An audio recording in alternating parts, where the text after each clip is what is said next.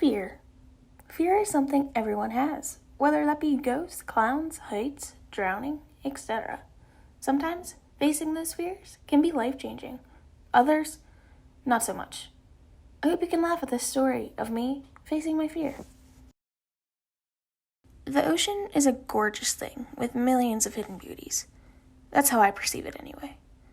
You might be wondering where the fear comes into this. My biggest fear is physically being in the ocean or stranded per se. There's a lot of things that could cause such an unfortunate situation, like a boat crashing, jumping out of a plane, or even your practical tourist attraction. Most people try to avoid situations that could lead them into their deepest fears. I tried to anyway. This whole thing happened at Myrtle Beach, South Carolina. I wasn't even there for a vacation, technically speaking. I was actually there for a softball tournament. So it happened like this, because our coach said we could do one fun thing as a team that he would cover. So hence everyone agreed on parasailing, and I was honestly fine with that because I did it the previous year. It was truly a blast the last time I did it, but there is one part that I really hate: the banana boat.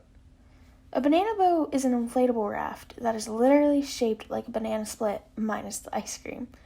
These banana boats are how you get out to the big boat for the actual parasailing. If I could, I would completely avoid the banana boat, but of course that's not an option. So I told myself, you did this once before, you'll be fine, just suck it up. All fine and dandy. Well, no. We're off now, the cold salt water trying to force us off the boat at every chance it gets. It didn't succeed, or at least not yet. Now, we've made it to the big boat. Trying to climb into it was a struggle, as well as just walking on it for that matter. So now, we've split off in groups of 2 and 3. We watched each other go up to parasail, which wasn't as fun as the last time because of the hectic wind blowing us all over the place. The sound of the constant metal clacking was very unsettling. It also didn't help to look down and see the huge line of stingrays migrating. That would have been a lot cooler to see if the fear of falling down on top of them wasn't there. Our turn finally ended, and now we're all sitting patiently on the big boat, waiting for the dreaded banana boat to come back. This time, our driver says, we have to go even faster coming in to get over these waves. Every feeling I had prior to the parasailing was flooding back now. Okay, so now we're off. We seem to be literally flying, catching so much air, then crashing hard on the waves. Just to put these things into perspective, we were so far out, we looked like dots from the shoreline. We are just now getting near the pier, and I'm telling myself this is almost over. Well, I was wrong. We crash on the water, then hit one of the biggest waves that I've seen all day.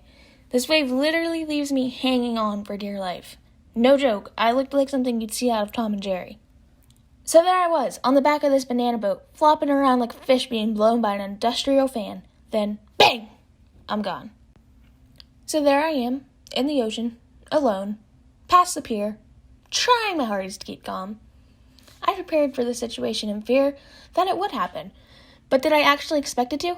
No. That feeling of actually being face-to-face with your biggest fear is one like no other.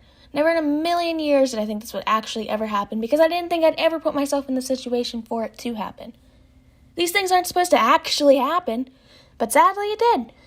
I'm there, wearing my appropriate colors that I researched to help keep things like sharks away, trying my hardest not to freak out. I'd be lying if I said I wasn't a little, or actually a lot. No one has even noticed I'm gone yet, and they're almost back to the shoreline, leaving me as bait. Now, I did have a watch with me, but I had to have been out there for almost 10 minutes, alone, scared, waiting for death. I truly thought this was going to be the end, thinking it was a short 18 years, and so back to square one, holding on for dear life, while we were flying back to the shore, again, I become the flopping fish again, from another huge wave. I wasn't about to let this happen to me again, so I ended up falling into the crevice of the boat, staying there for the remainder of the ride. Now we've finally made it back to the beach. I was so relieved.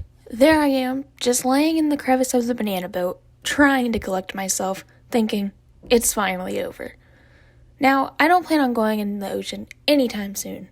Facing your fears is something that I think you should try to do here and there, just to see if it's as bad as you make it out to be.